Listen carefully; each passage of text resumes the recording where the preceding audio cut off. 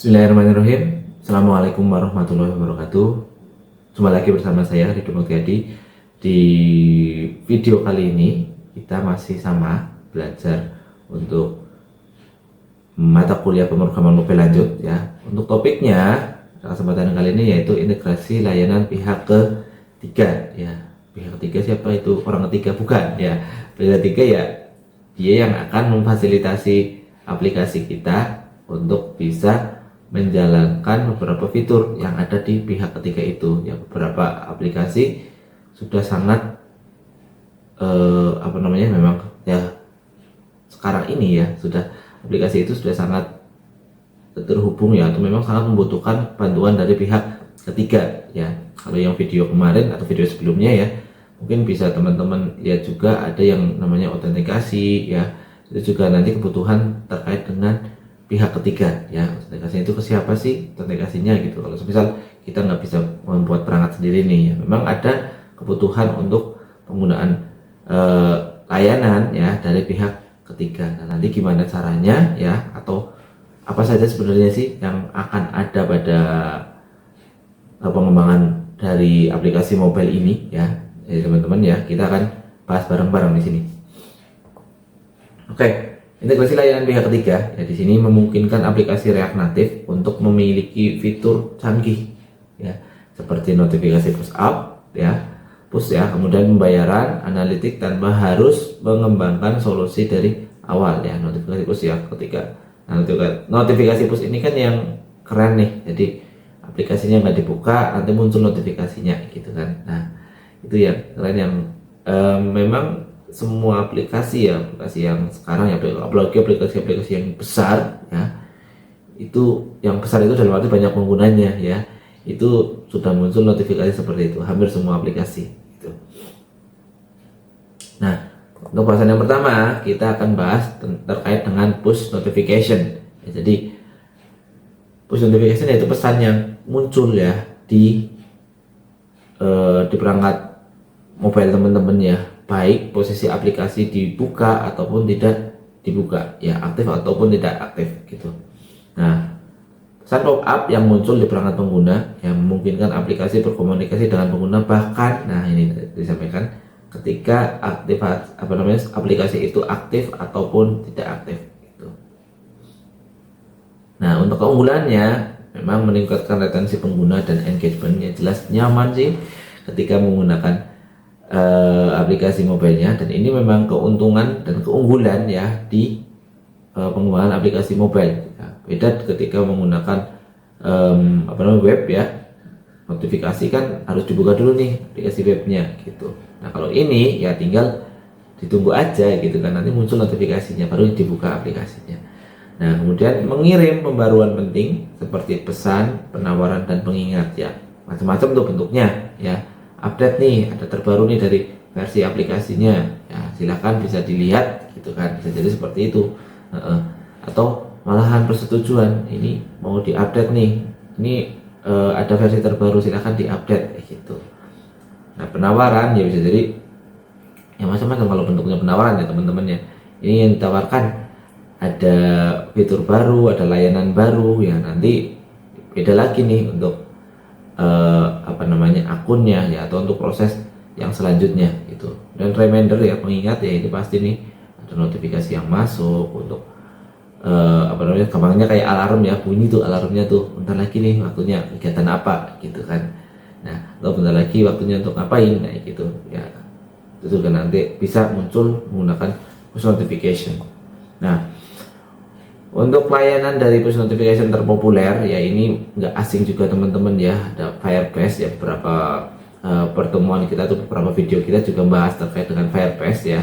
Firebase Cloud Messaging ya, yang tadi dari Google yang mudah diintegrasikan dengan React Native ya. Ini supporting sekali ya Google ya untuk menggunakan Firebase ini. Kemudian selain itu ada One Signal ya, menyediakan berbagai fitur notifikasi termasuk segmentasi pengguna dan analisis. Oke. Nah ini teman-teman yang kaitannya dengan video yang sebelumnya terkait dengan keamanan ya, ini juga menjadi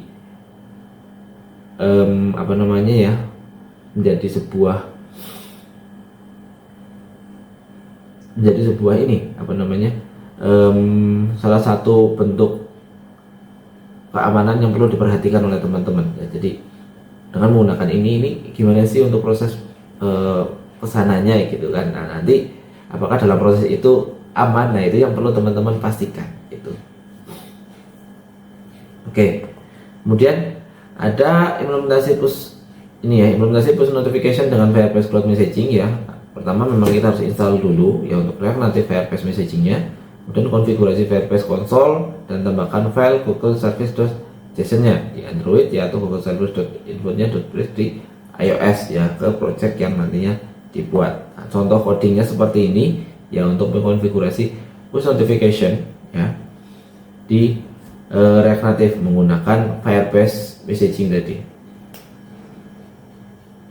Oke, kita lanjut ya teman-teman. Nah di sini untuk best practice-nya ya, gunakan notifikasi push secara bijak ya untuk menghindari spam. Ya ini iseng nih bikin push notification-nya banyak, nanti spam banget nih, keluar semuanya ya spam-spamnya gitu. Kemudian segmentasikan pengguna untuk memastikan notifikasi yang relevan. Kita segmentasikan siapa sih penggunanya yang cocok ini nih, notifikasinya bentuknya seperti apa nih, juga apakah akan sering muncul notifikasi dan sebagainya ya. Kita lihat segmennya seperti apa. Kemudian nah kita tadi udah push notification. Nah kita lanjut ke payment integration ya. Payment integration itu apa ya? Di sini payment integration merupakan proses menambahkan kemampuan pembayaran dalam aplikasi untuk menerima pembayaran dari pengguna. Nah ini keren lagi ya, dan ya sangat memanjakan pengguna dari aplikasi tersebut gitu ya. Ada integrasi pihak ketiga ya dengan metode payment di sini. Ya ini mudah, sangat memfasilitasi dan banyak diincar ya ini ya, maksudnya dari sisi keamanannya ya. Karena secara langsung ini hubungannya dengan ini apa namanya, dengan uang ya. Terus secara finansialnya nanti bisa dilihat nih, oh ternyata dia banyak nih ininya, bisa kita ambil alih enggak ya gitu. Contohnya seperti itu ya. Makanya harus diperhatikan baik-baik juga terkait dengan sisi keamanannya ya. Oke, karena kita menggunakan pihak ketiga berarti ya kita ya pihak ketiga mereka kan sudah berdiri sendiri dan mereka sudah yakin pasti untuk sisi keamanannya. Yang perlu kita perhatikan berarti sisi keamanan di aplikasi yang dibuat. Nah kemudian di payment integration ini memungkinkan transaksi in-app ya, seperti pembelian produk, pelayanan, dan langganan, memberikan pengalaman pengguna yang mulus dan aman. Ini keren ya. Jadi ketika bayar ya, terus nanti otomatis di apa namanya, di aplikasinya juga akan berubah ya statusnya gitu kan. Nah, gitu. Oke. Nah untuk layanan populer yaitu ada Stripe ya, layanan pembayaran yang mendukung berbagai metode pembayaran termasuk kartu kredit dan dompet digital. Ini yang secara global ya, di nasional ya. Kemudian ada PayPal ya, ini nggak asing sekali nih, itu dari zaman bukan zaman dulu ya, pokoknya udah lama ya, udah lama untuk PayPal ini, solusi pembayaran global yang mudah digunakan. Kemudian ada Mistran ya, layanan pembayaran lokal di Indonesia, ini juga ada nih versi Indonesianya ya. Lalu yang sekarang bisa pakai ini nih, apa pakai barcode pak untuk transaksinya, iya itu juga salah satu bentuk layanan juga ya, pihak ketiga. Barcode nggak ada cas lagi ya, untuk biaya admin nggak ada gitu kan, untuk pembayaran langsung menggunakan barcode tersebut. Oke. Kemudian implementasi payment integration dengan Stripe ya di sini ya. Pertama memang kita harus install library atau pustaka terlebih dahulu ya di Stripe React Native.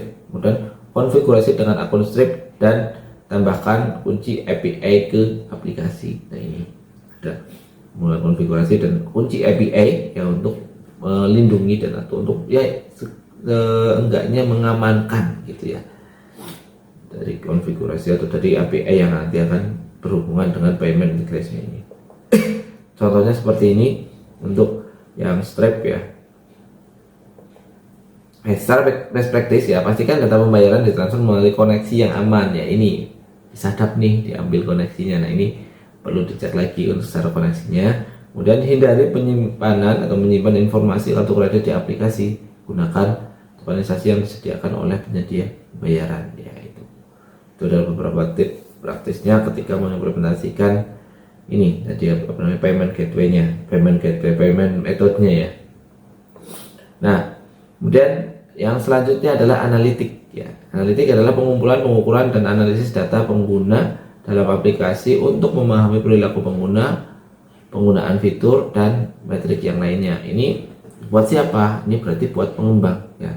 Jadi jika teman-teman nanti bikin aplikasi ya, jadi aplikasinya ini bisa digunakan oleh pengguna ya. Kemudian ada apa sih atau karakteristik dari pengguna aplikasi yang saya buat itu siapa, bagaimana. Nah, itu teman-teman yang tahu ya. Nah, tahu caranya dari mana? Dari salah satunya dari ini, menggunakan analitik ini. Nah, kemudian memahami perilaku pengguna untuk meningkatkan aplikasi, jelas ya, memang tujuannya itu ya. Jadi ada perilaku pengguna, kemudian ada fitur-fitur tambahan yang perlu ditambahkan ketika menggunakan melihat dari data tersebut ya, data analitik ini. Kemudian mengukur efektivitas campaign yaitu kampanye pemasaran dan retensi pengguna ya. Ini bisa kelihatan. Kemudian kira-kira fitur apa saja yang perlu ditambahkan gitu kan ya, kayak apa namanya, aplikasi-aplikasi yang besar itu kan mereka juga melihat data kita ya, melihat data kita, perilaku kita itu kan ketika menggunakan aplikasi itu gitu. Oke, lanjutnya layanan analitik terpopuler di sini ada Google Analytics ya untuk Firebase. Nah, lagi-lagi ya kita pakai Firebase lagi di sini ya, memang ini yang paling mudah ya untuk menggunakannya, dan layanan gratis untuk melacak berbagai metrik aplikasi seperti pengguna aktif, sesi dan peristiwa khusus. Kemudian ada Amplitude ya, memberikan analisis mendalam mengenai perilaku pengguna, dan yang terakhir ada Mix Panel ya, fokus pada analisis interaksi pengguna dan segmentasi. Oke, teman-teman, mungkin ada beberapa layanan yang sudah tidak aktif dan lain sebagainya ya, karena perkembangan teknologi itu kan cepat sekali, apalagi kalau terkait dengan apa namanya, perangkat mobile ya. Ada yang sudah aktif atau ada yang sudah baru, atau bahkan nanti layanan, 3 layanan ini ya, untuk pihak ketiga itu ada kebijakan tersendiri yang berbeda ketika diterapkan ya. Sekarang udah pakai seperti ini nih, nah, nanti bisa jadi beberapa hari atau beberapa bulan ganti kebijakannya gitu ya, udah nggak gratis lagi nih untuk Firebase, gratis hanya untuk berapa apa namanya, beberapa analitik saja gitu kan, atau beberapa pemrosesan saja gitu. Nah, itu bisa jadi seperti itu karena gampang sekali regulasi itu berputar ya, dan itu karena bukan kita yang memilikinya gitu kan. Nah, kemudian implementasi untuk analitik dengan Firebase Analytics itu ada library-nya React Native Firebase Analytics ya. Kemudian tambahkan Firebase ke proyek yang menambahkan file konfigurasi Firebase, ada Google Service JSON dan Google Service Info. Contoh implementasinya seperti ini ya untuk peristiwa customnya ya.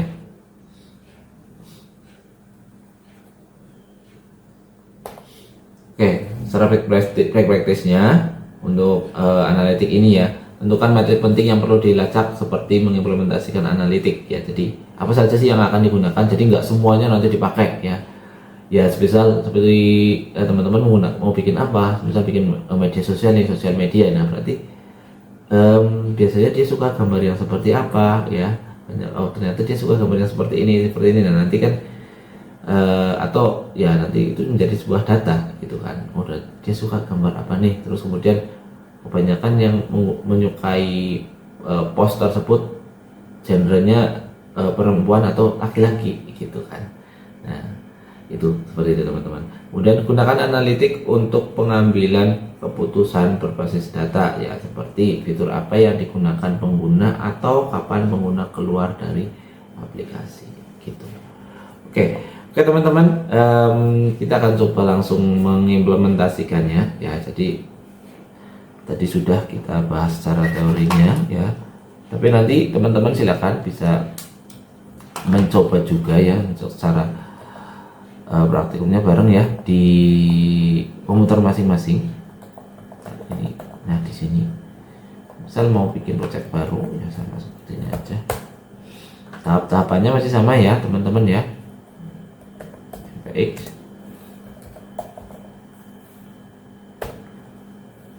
Expo App, nah sama seperti biasanya saya pakai template yang blank.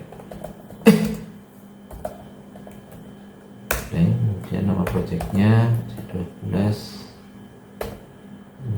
layanan.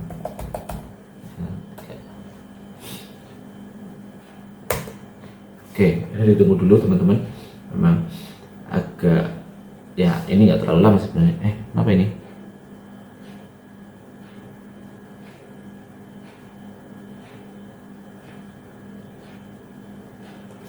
Bentar.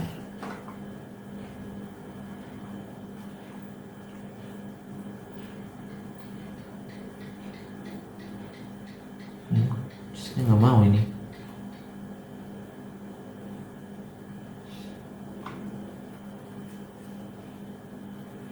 Coba layanan aja deh.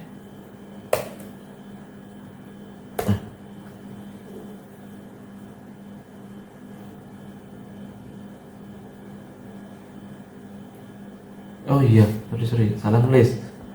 Blank. Wah, ini harus hati-hati juga ya teman-teman ya.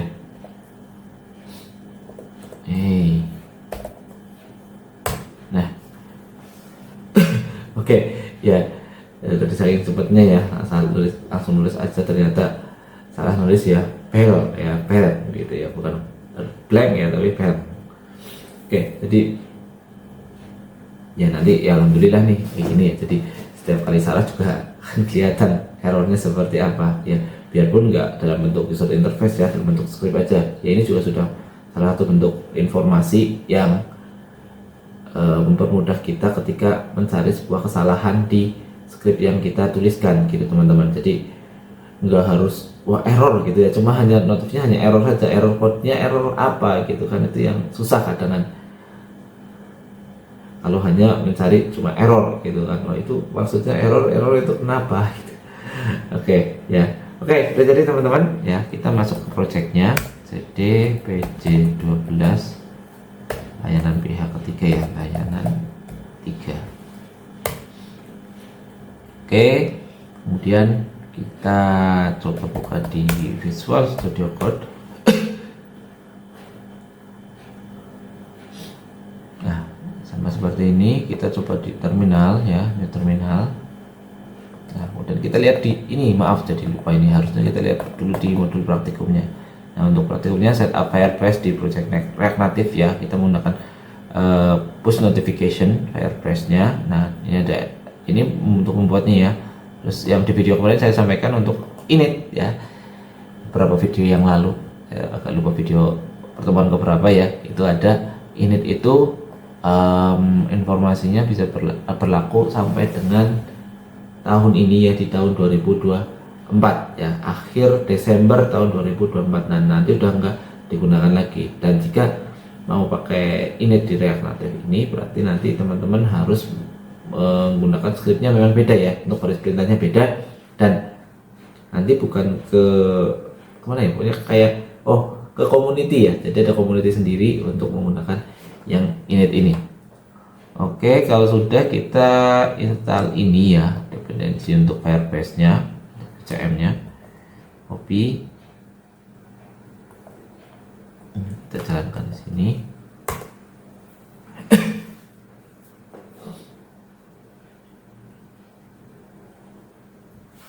Oke, nah ini untuk iOS ya, ketika teman-teman ingin menggunakan iOS di sini. Nah, terus yang ini konfigurasi Firepress Cloud Messaging, silahkan nanti dilakukan konfigurasinya menggunakan Firepress akun masing-masing ya. Silahkan dibuka akunnya, terus kemudian dilakukan konfigurasi seperti ini. Nah, nanti kalau udah ini bisa seperti ini ya, nanti ya buka Android build genre ya untuk menambahkan ini konfigurasinya ya, untuk di iOS seperti ini.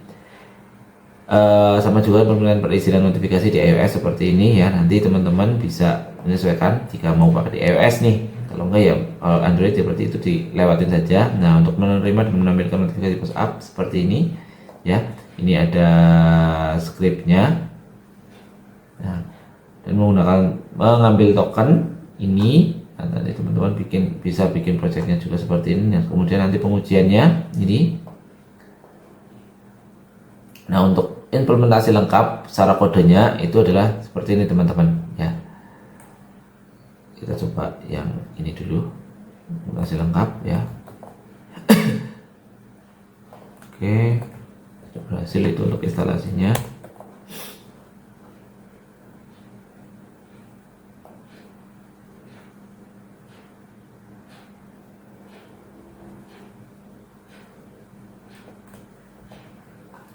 Nah ini juga sama, coba kita masukkan ke sini. Oke, yang jelas untuk Firebase nanti teman-teman bisa coba keluar. Nah, bisa cari sendiri ya, bukan cari bisa membuat akun sendiri atau barangkali sudah punya akunnya ya, bisa menggunakan. Nah ini. Nah ini masuknya nanti tinggal go to console ya, masuk ke aplikasinya gitu. Oke. Oh ini. Gitu ya teman-teman ya. Nah kita coba dari scriptnya seperti ini. Nah, coba kita jalankan. Nah ini. Oh ini di sini terminal. Coba kita coba npx expo start. Nah lama ya, saya mau pakai versi web lagi, berarti nggak jadi lagi ya karena harus install modulnya di sini.